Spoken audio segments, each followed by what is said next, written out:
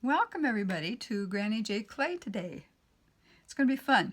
Today we're going to learn how to make this little tree, this little Christmas tree that I made, and I made it out of clothespins and clay, and then I had other things such as little brads that I attached to it after it was baked. And then I added some beads on the top. And you know, once you have made your tree, you can add whatever you want. You can decorate it in the way that you like. But this is just something I had, and so I thought I would put it on it.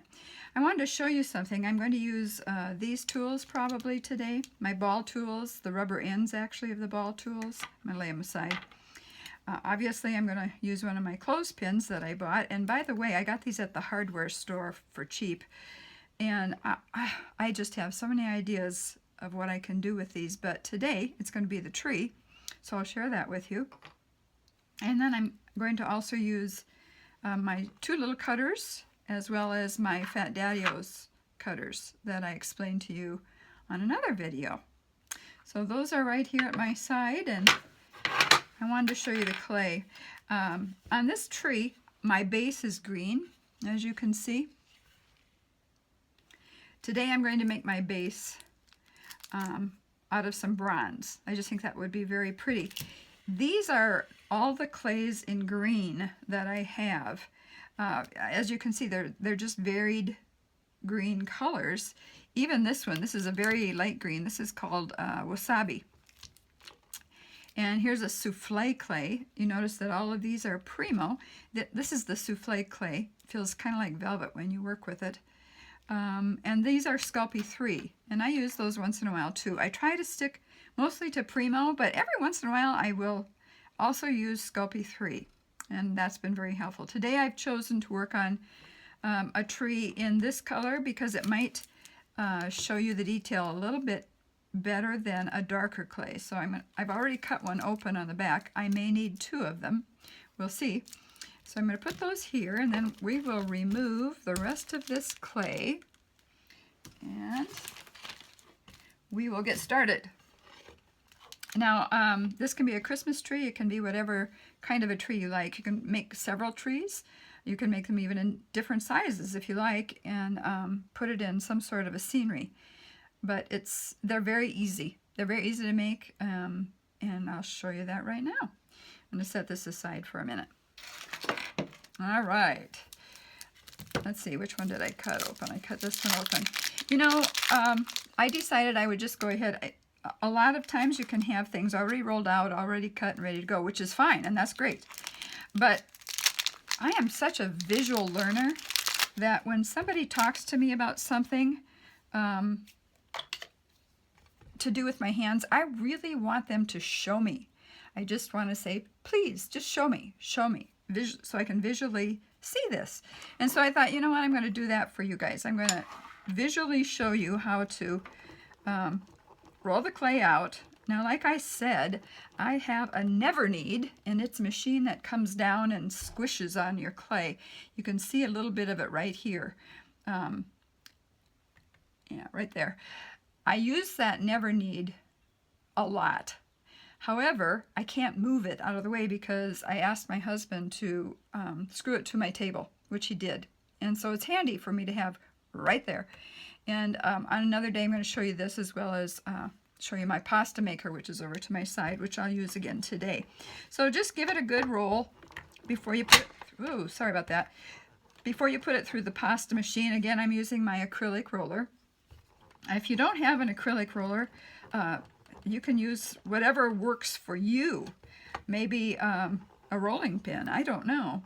But something that would roll and flatten this a little bit. As you can see, this is fairly soft today, which is kind of nice. This color is bright green pearl. I know I've said it before, but I'm a little bit into green right now. All right, I'm going to try to put this through my pasta machine on the highest, or the lowest setting, I'm sorry, which will give me the widest width. And what I want to do is condition it. I want to condition my clay. The reason you condition your clay is to prepare it release the plasticizers within the clay. So you're preparing the clay to work with it. And that way you won't get cracks in your clay once you have baked it, hopefully. Again, I put my doggies outside because my husband's not here at this time, and so I apologize if you can hear them in the background. I have Chewy, the Lhasa Apso, and I have Bella, the Peekapoo. And I love them both. We both love them. All right, I'm going to start from here. I must have had a little bit of residue on my machine, so let me just scrape a little bit of that off. These, I believe, they call them ribbon cutters. I think I've shown you them before. It's got a little mess on it there, but I bought these in a group of, it had others with it, and as you notice, they have different, well, these two have the same heads. This has a different head. I think I've got another one somewhere too. Anyway, I just basically really use these for scraping off residue that seems to want to stick to my clay. So here we go. I'm going to do it one more time. I don't want that to show. Now this is the 0. If you can see that, it's about 1/4 of an inch thick, and I want to get it a little bit thinner. So I'm going to take it down to a 1, which will thin it out. And what I'm doing is folding it over, and when I fold it over, I am enclosing some air in there, and I don't want the air to stay. I don't want bubbles in my clay. I think I've showed that before. So I'm going to take it and put it with the folded side down into my pasta maker, and that will push the air out for us. All right, now I'm ready to go on to, I think I'll go to number 2 setting, a little bit thinner, and I think that's where I'm going to stay. All right, now I'm going to choose one of my cutters to start out with. First of all, I better make my base for you. Back up a little bit. Here is the clothespin. It has to have something to stand on, just like I did with this one. So what I'm going to do is pull that brown clay, or the bronze clay that I had already cut open, take a little bit of that and make a base so that I can push the clothespin into the base. I think I'll use about half of my block, and once again I'll just roll this out a little bit. I'm sorry, I do a lot of clanging. When I'm the only one here, it doesn't matter, but if you're listening on video, sorry about that. All right, now I'm gonna take the pasta machine back down to 0, which is my widest setting, and I'm going to run it through so I can prepare the clay for the base. You know, I have Granny J clay, and now I am going to have Granny J Say, where I share a little bit more about my life, and I will always make note of that in the description so you know what's coming up. I'm also going to have Granny J Play, where I do something just a little bit more fun and out of the ordinary. And so you can look for Granny J Clay, Granny J Say, and Granny J Play in the future. All right, I think I've rolled it enough. Now what I want to do is I want to roll it into a ball. I want to get the air out of it, so I'm squeezing. And if you hear him, it's Chewy, who is the Lhasa, who is our barker. Oh, we have tried to train him not to bark, but as you can probably hear, it hasn't worked. We'll just have to keep trying, I guess.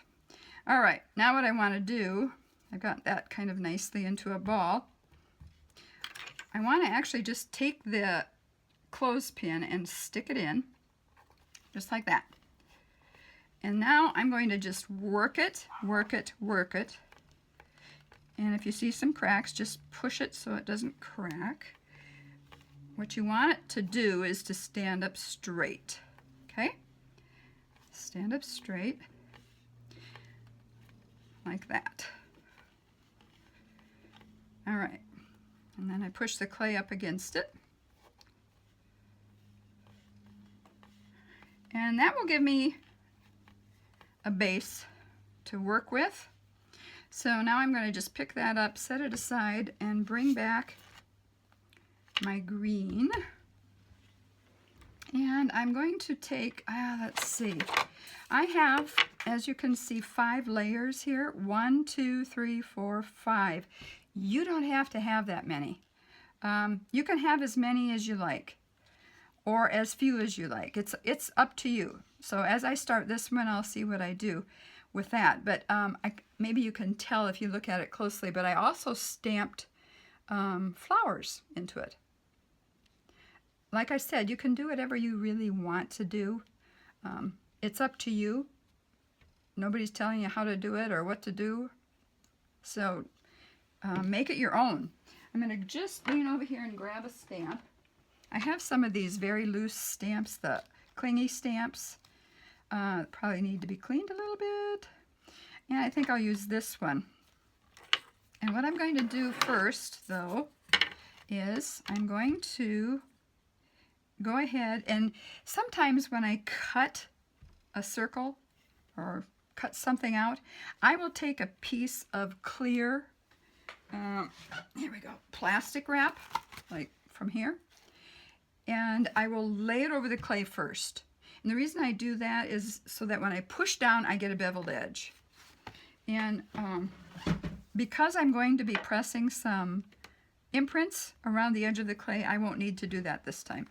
So I'm going to take it and I'm just going to twist it. Give it a little twist. Sometimes these edges on the bottom here, I don't know if you can tell it, these are very nice edges up on the top to push on. They're not sharp, they're rolled edges. But here's the sharper end, and sometimes they get dull. So all you have to do is take a fingernail file and just file them down, or a little, maybe even some sandpaper. But I'll show you what I use. I just used something like that from the Sally's Beauty. I think I got that from there. And that works just fine, and you can just kind of sharpen it up so it cuts better. So I'm going to pull that off for the moment. And I'm going to take one of my flexible blades.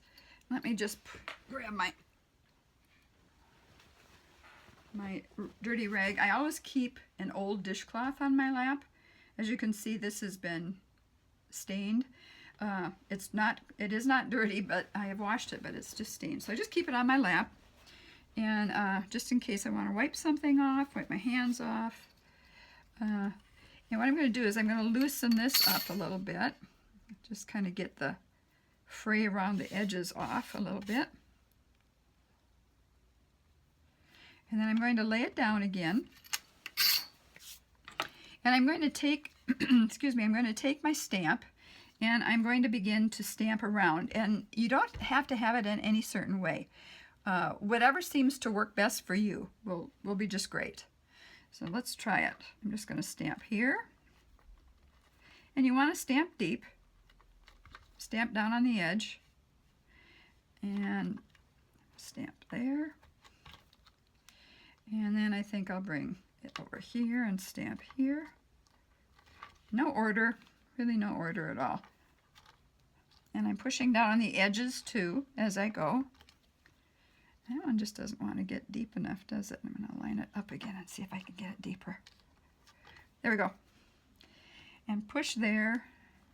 And now I'm going to grab another one and I'm going to make some smaller. I don't know if you can see or not. They have some smaller flowers on it. And I'm just going to take the flower and push, and push, and push. Just trying to give it some imprint. And you can put whatever imprint you want. Maybe you have something that looks like pine needles and you want to put that on. That's great. Go ahead. Do whatever you like. It is yours to mess with.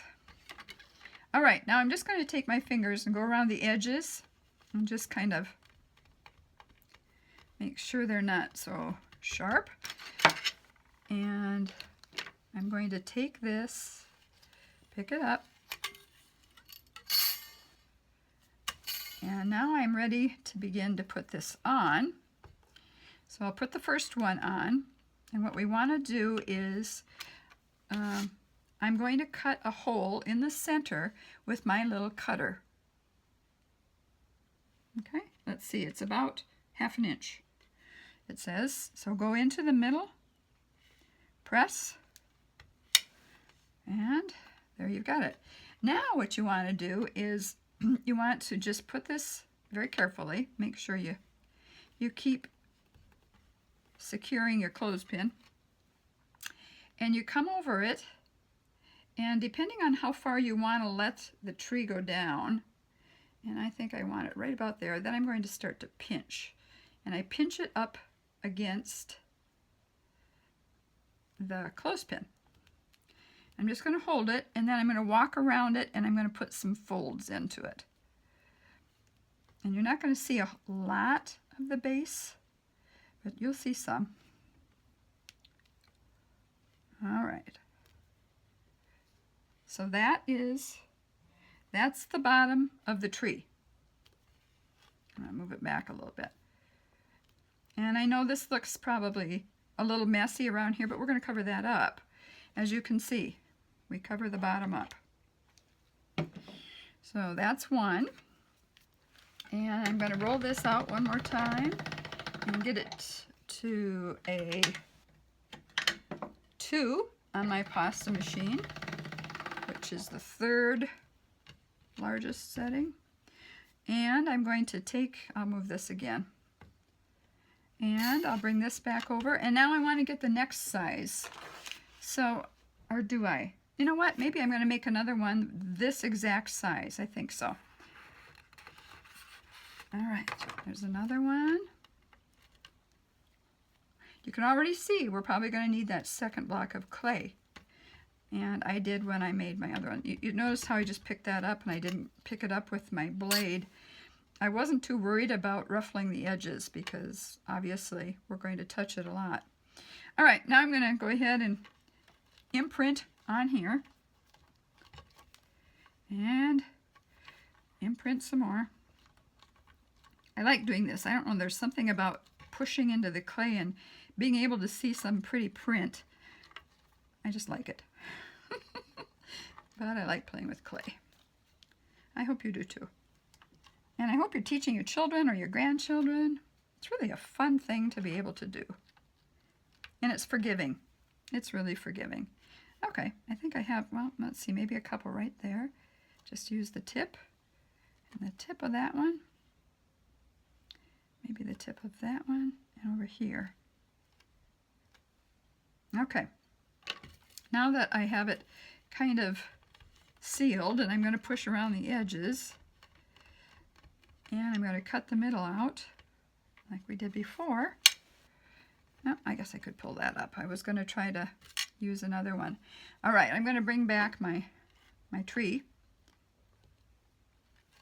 And you know, you can use whatever you want inside to build the tree on. Some people just build on clay itself.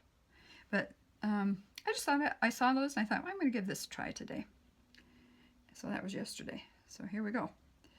All right, now here we are again. And I don't put it down as far, obviously. And what you want to do is just very carefully, it almost looks like a dress, doesn't it? It's kind of cute. Pinch it up and hold it. All right. You don't want it to stand way up though. You want it to look more tree-like. All right. That's the beginning. We've got 2 layers going and I can see the base over here. I can't see the base as clearly as I can see on that one. And if that's important to you, then make sure that you raise your first circle up a little bit higher. Okay? All right. And we're back making another circle. There's 2. And let's see, what am I going to go with? I think I'm going to go one more time with this, see if I can get by with it. And I think I can. All right. And I'm going to leave the tree there, and I'm going to just make some more prints. This is fun to do. I was just looking back at some pictures. I don't know if you know how Facebook brings up some of your memories once in a while. Well, they just brought some up of me with clay that I had made some few years back. Wow, what a difference. Isn't it nice that you can improve when you practice something? It's nice. Makes you feel good that you can see that there's been improvement. And then I have a friend who sent me some pictures also of some clay I gave her some years ago. And did you see how I kind of pushed that out? I didn't want it out, so I just brought it back with my finger, and I'm going to cover up the mistake like that. Anyway, I'd given her some jewelry, and she sent me pictures of that jewelry, and wow, I just had to sort of giggle. Looks a lot different than what I'm doing today. And then we're going to pull that up. I could tell that I really kind of attached that to my glass here. Okay, one more time. Let's go in the middle. And we're going to bring this up to about here. Make sure that stays in. Okay. This tree is going to have just a few more layers, I think, than my other tree. If I can get it to stick.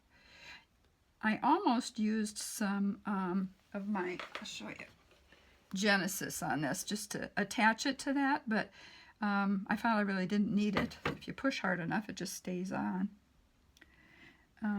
When I use the Genesis in my claying, I attach unbaked clay to baked clay, and sometimes unbaked clay to unbaked clay. And it just helps to get rid of some air bubbles because it really keeps them together, holds them together really well. Okay, that's kind of pretty. And you know, you can do more shaping when you're all done as well. All right. Now I think what I'm going to do is get another block of clay out. So if you're going to make a tree and you're going to pick out your colors, depending on what you're going to make, of course, and how big you're going to make it. You might want 2 blocks of the main color of the tree and then a block for the base, depending on whether or not you want to make the base a different color.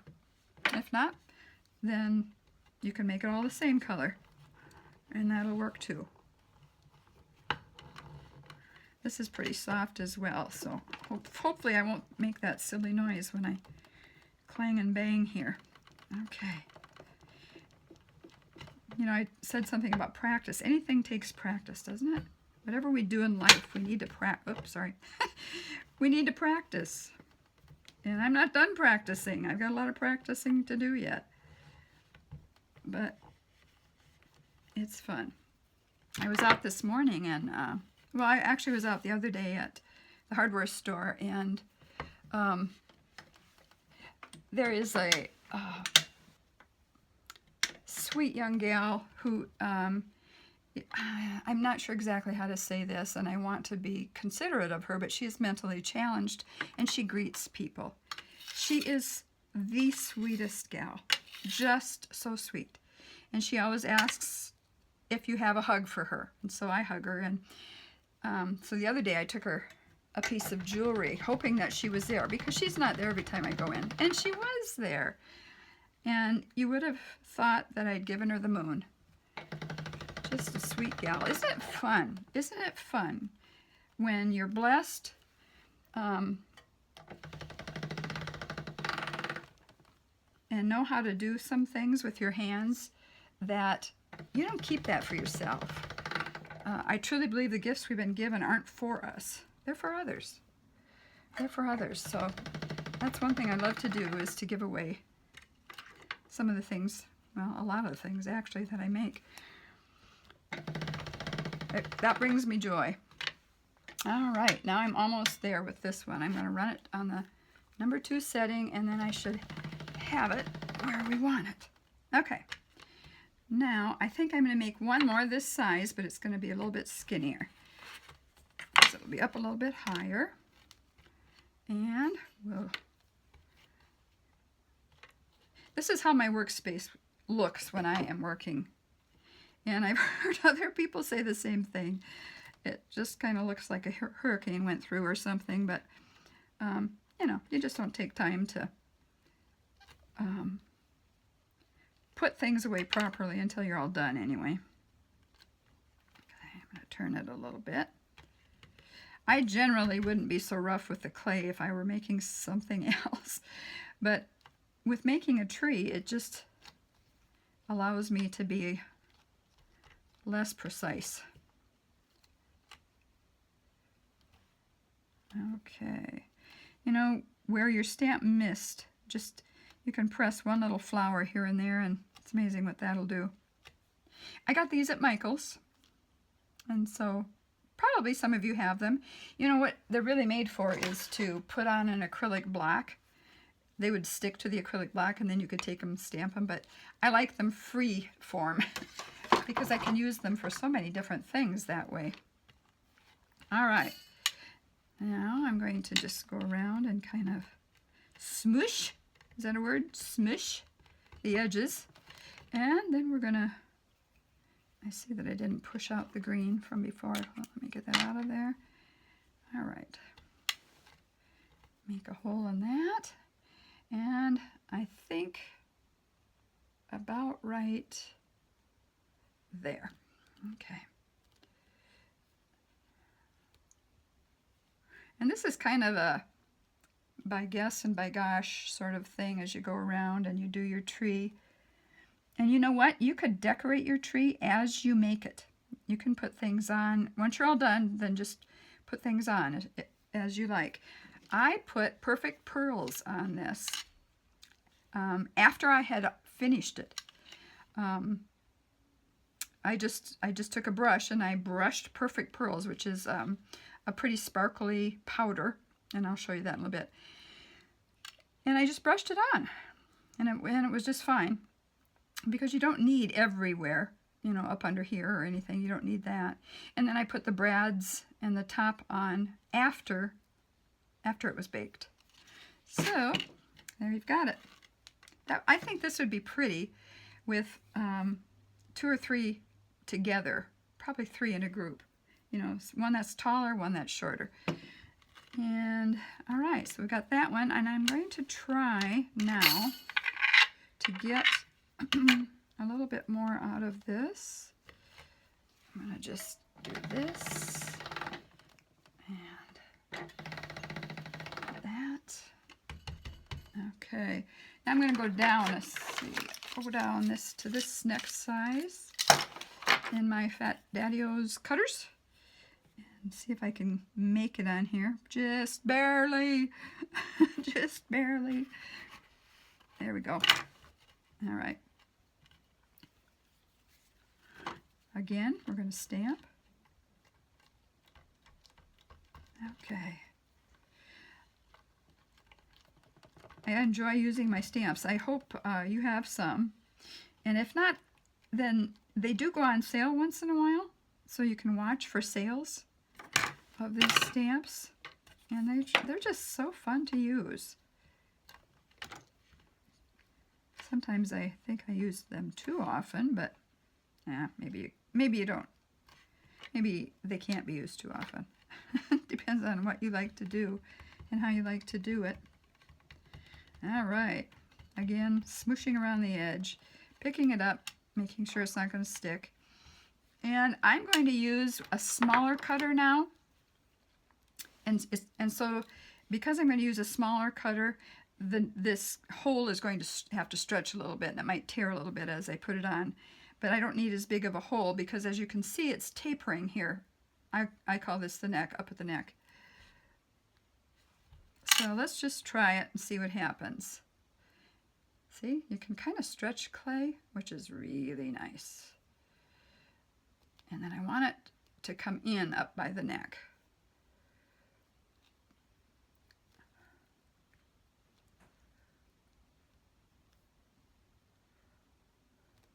Just pushing it, as you can see.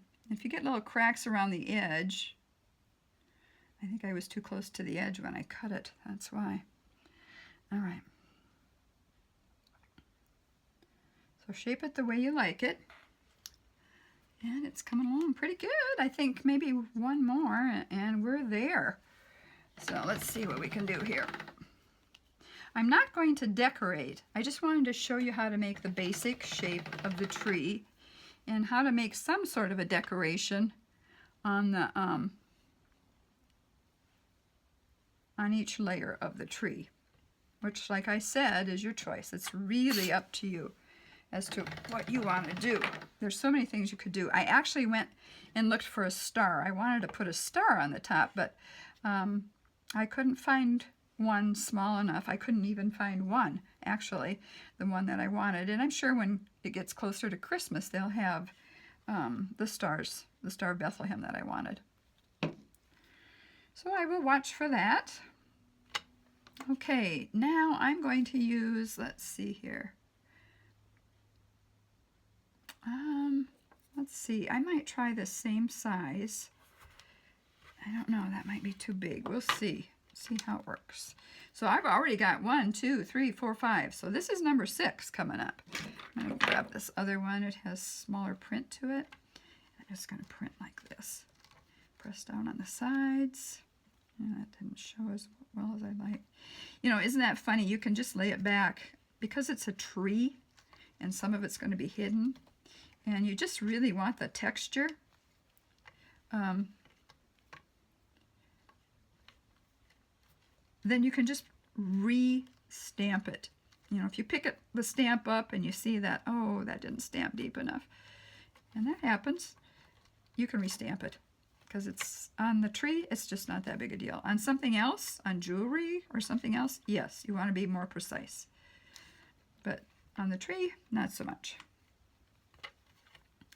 All right, let's get some little flower in here, and here, and here, and here.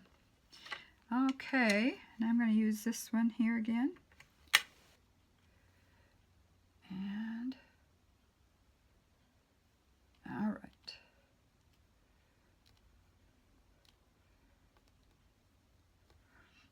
Okay.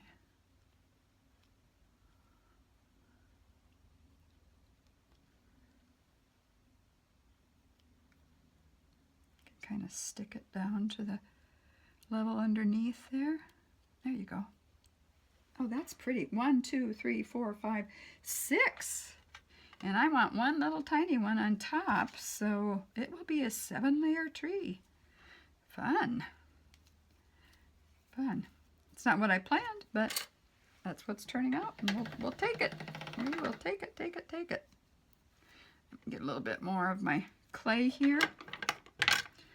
Give it a good squish, squish, squish. You're learning new terminology, aren't you? All right. Let's see here. Got to adjust my rollers here. All right. Now I'm going to jump down to one smaller one and probably 2 smaller. And maybe even 3. Because I just want the tip, really. I just want the tip. And it doesn't have to go too far down on the tree itself. So this should be easy to stamp, huh? Stamp, stamp, stamp. Okay. And this one I will not put a hole in. I'm just going to bring it up and bring it down.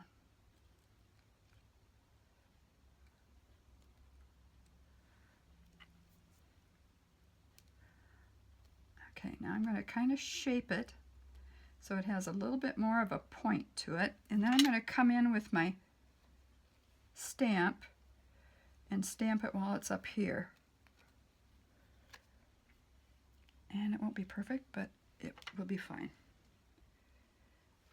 All right.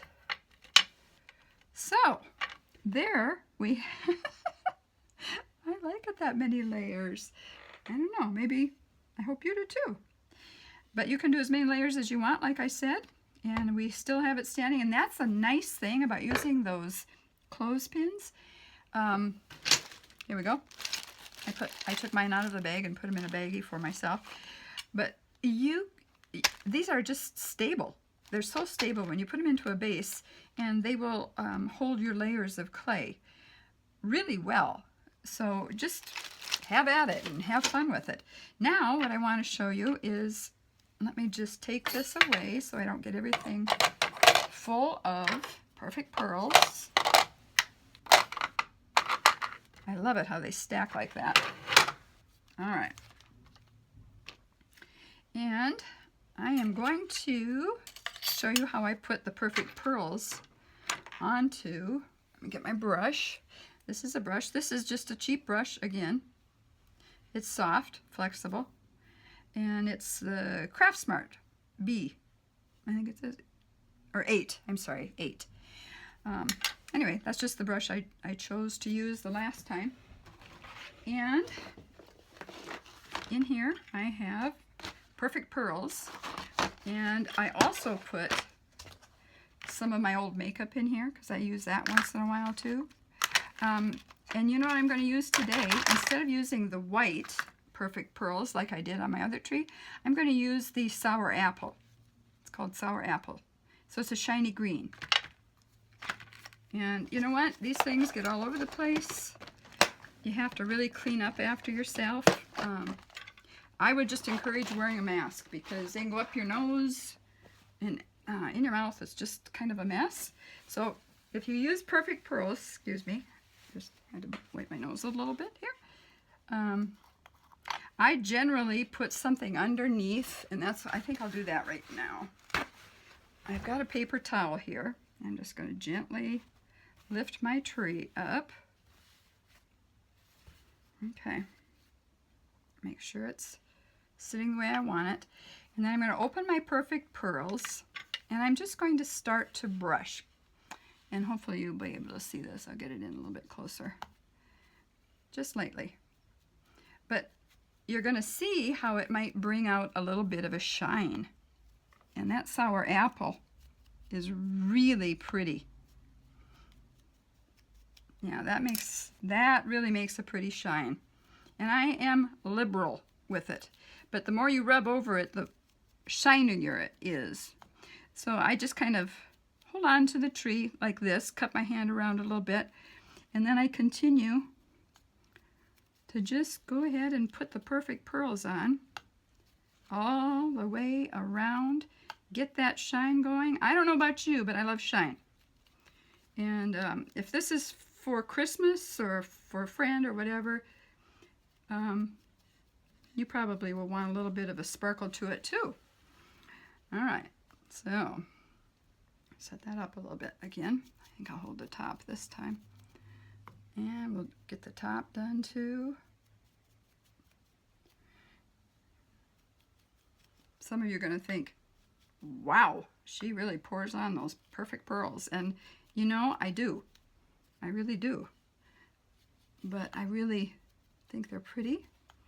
And this particular one needs a little bit more because it's a bigger tree. All right.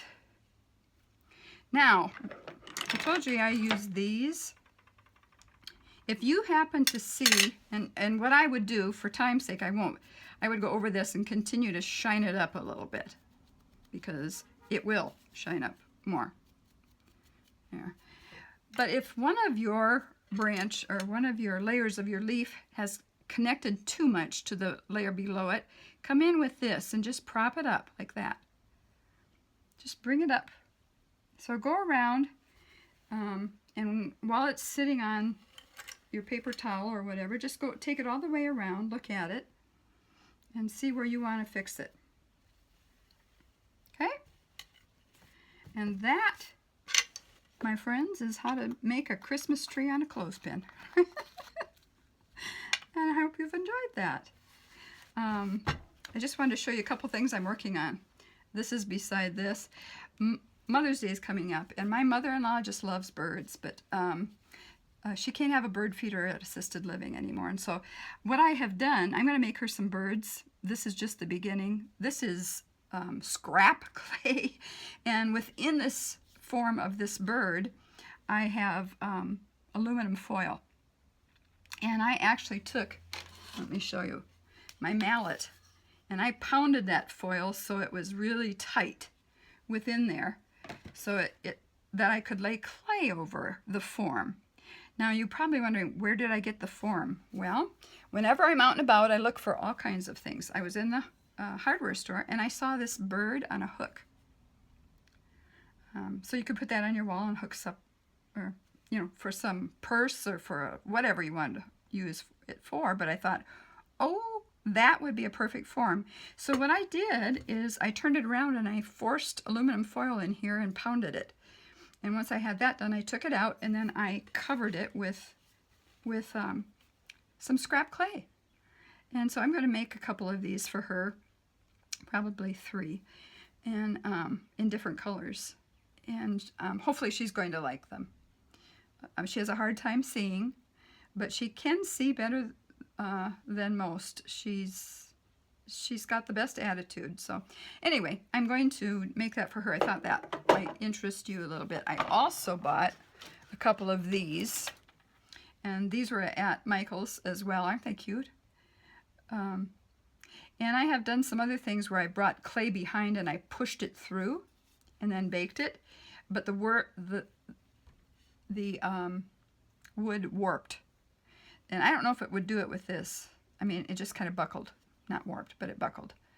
So I'm going to just try something with these because I think they're so cute and they'd be really pretty with clay pushed in behind them, showing different colors. And if they turn out, I'll show you. Anyway, that's all for today. I hope you've been blessed. Look for my Granny J Say and my Granny J Play and my Granny J Clay. I think it's time to end the video. Bye, friends. Love you all. See you next time.